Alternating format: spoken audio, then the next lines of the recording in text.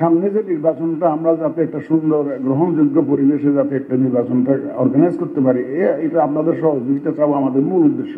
Election commission একার পক্ষে এই কাজটা আঞ্জাম দেওয়া সম্ভব না। তো আমাদের ৭৭,০০০ লোক মাঠে কাজ করেছে, প্রায় ২১ লক্ষের মতো মৃত ভোটার আমরা বের করতে পেরেছি। ওরা নিজেরা কোনোদিন ভোট দিতে পারে না, তাদের একটা ভোটের ব্যবস্থা উদ্যোগ আমরা নিয়েছি। 77,000 পিপল এদেরকে ট্রেন করতে হয়েছে আমাদের। তাহলে এই যে কারণ তাতে দেখা যাচ্ছে যে প্রায় ২১ লক্ষের মতো মৃত ভোটার আমরা বের করতে পেরেছি।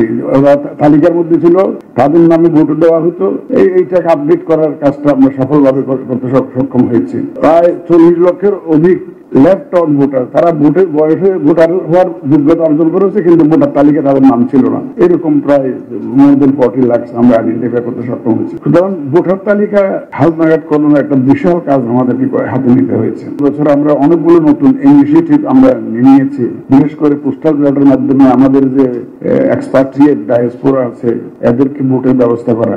অতীতে কেউ এখানে হাত দেয় নাই, এই জায়গাটা হাত দেয় নাই। এটা অত্যন্ত ভেরি কমপ্লেক্স কমপ্লিকেটেড একটা ইস্যু। এটা সারা দুনিয়া বিশ্বব্যাপী এটা নিয়ে এটা একটা বিভিন্ন চ্যালেঞ্জের মুখে কিন্তু অনেক দেশ সাকসেসফুলি এটা ইমপ্লিমেন্ট করতে পারে নাই। এটা এখানে আমাদের যারা ভোট কালেকশন করেন প্রায় ১০ লক্ষের মতো লোক নিয়োজিত থাকেন, আইন শৃঙ্খলা বাহিনী থেকে শুরু করে পুলিং অফিসার, প্রিসাইডিং অফিসার ইত্যাদি। ওরা নিজেরা কোনোদিন ভোট দিতে পারে না, তাদের একটা ভোটের ব্যবস্থা উদ্যোগ আমরা নিয়েছি। তারপরে আমার সরকারি চাকরিজীবীরা বিভিন্ন কনস্টিটিউয়েন্সির বাইরে পোস্টেড থাকেন, তারা ভোট দিতে পারেন না, তাদের একটা ভোটের ব্যবস্থা করেছি। পিপল বিহাইন্ড দ্য বার, তারা দেশের নাগরিক, তারা জেল টেলে আছে, তাদের একটা ভোটের ব্যবস্থা করা ইত্যাদি অনেকগুলো নতুন ইনিশিয়েটিভ আমাদের ঘাড়ে এসে বসছে, যার জন্য আমরা round the clock we are busy. এই যে নর্মালি রাজনৈতিক দলের সাথে আলাপ আলোচনাটা অনেক আগের থেকে শুরু করা হয়, কিন্তু আমরা এত কাজের চাপের মধ্যে পড়ে গেছি। আরেকটা সুবিধা আমাদের ছিল এই ক্ষেত্রে, সংস্কার কমিশন যেটা, ইলেকট্রাল রিফর্মস কমিশন যেটা, এরা আমাদের পক্ষে এই কাজটা অনেক দূর এগিয়ে নিয়ে গেছেন। কারণ ওনারা রিপোর্ট দেওয়ার আগে বিভিন্ন পক্ষের সাথে আলাপ আলোচনা করেছেন, ইনক্লুডিং দ্য পলিটিক্যাল লিডার্স। রিপোর্টের মধ্যে যা দেখেছি তারা ৮০টির বেশি সংলাপ করেছেন দেখেছি আমি। আমাদের পক্ষ থেকে ওনারা কাজটা অনেক আগে সেরে ফেলেছেন। ঐক্যমত্য কমিশনে অনেক আলাপ আলোচনা হয়েছে আপনাদের সাথে।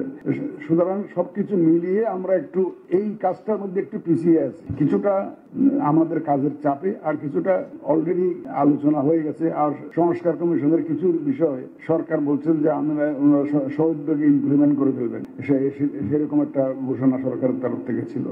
এখানে মূলত যেটা সামনে যে নির্বাচনটা আমরা যাতে একটা সুন্দর গ্রহণযোগ্য পরিবেশে যাতে একটা নির্বাচনটা অর্গানাইজ করতে পারি, এটা আপনাদের সহযোগিতা চাও আমাদের মূল উদ্দেশ্য। আমরা সবাই মিলে তো করতে হবে। আমরা ইলেকশন কমিশন একার পক্ষে এই কাজটা আঞ্জাম দেওয়া সম্ভব না।